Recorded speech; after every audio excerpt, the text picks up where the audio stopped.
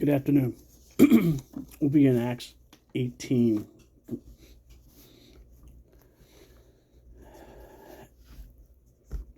And after this, Saul left Athens and went to Corinth. And he found a certain Judai named Aquarius, born in Pontus, who had recently come from Italy with his wife Priscilla, because Claudius had commanded all the Judeans to leave Rome, and he came to them. And because he was of the same trade, he stayed with them and was working, for they were tent makers by trade. And he was reasoning in the congregation every Sabbath, and won over both the Jews and the Greeks.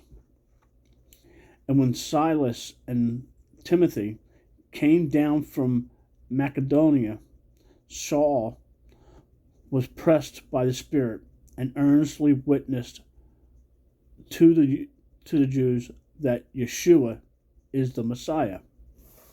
However, when they resisted and blasphemed, he shook his garments and said to them, "Your blood is upon your head. I am clean. From now on I shall go to the nations," meaning the Gentiles. And having left there, he came to the house of a certain man named Justus, who worshipped Elohim, whose house was next to the congregation. And Crispus, the ruler of the congregation, did believe in the master with all his household, and many of the Corinthians, hearing, believed and were immersed.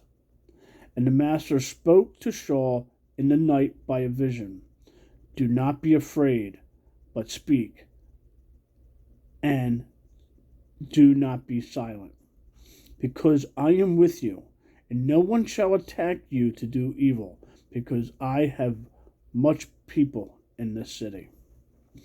And he remained a year and 6 months, teaching the word of Yahweh among them. And when Gallien was proconsul of Achaia, the Jews with one mind rose against Saul and brought him to the judgment seat, saying, "This one does seduce men to worship Elohim contrary to the Torah." And Saul was about to open his mouth. Gallien said to the Jews, "If it were a matter of wrongdoing or wickedness, O Jews, there would be reason why I would bear with you. But if it was a question of words and names and laws which is among you, see to it yourselves, for I do not wish to be judge of these matters." And he drove them away from the judgment seat. And all the Greeks took Sothius, the ruler of the congregation, and beat him before the judgment seat. But Gallien showed no concern whatsoever. And Saul, having stayed several days more, having taken leave of the brothers, after sailing for Syria, and Priscilla and Aquarius were with him, and having shaved his hair in Kenethra, for he had taken a vow. And he came to Ephesus and left them there. But he himself went into the congregation and reasoned with the Jews. And when they asked him to stay longer with them, he declined, but took leave of them, saying, "I have to keep this coming festival in Jerusalem by all means, but I shall come back to you, Elohim desiring so." And he sailed to Ephesus. And having come to Caesarea, going up and greeting the assembly, he went down to Antioch. And having spent some time there, he went forth, passing through the country of Galilee, and on through Phrygia, strengthening all the taught ones. And a certain Jew named Apollos, born of Alexandria, a learned man and mighty in the scriptures, came to Ephesus.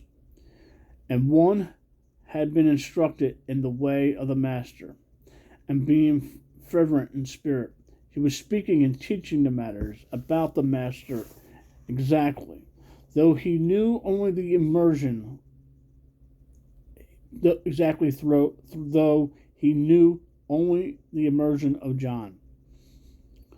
And he began to speak boldly in the congregation. And when Aquilus and Priscilla heard him, they took him aside and explained to him the way of Elohim more exactly.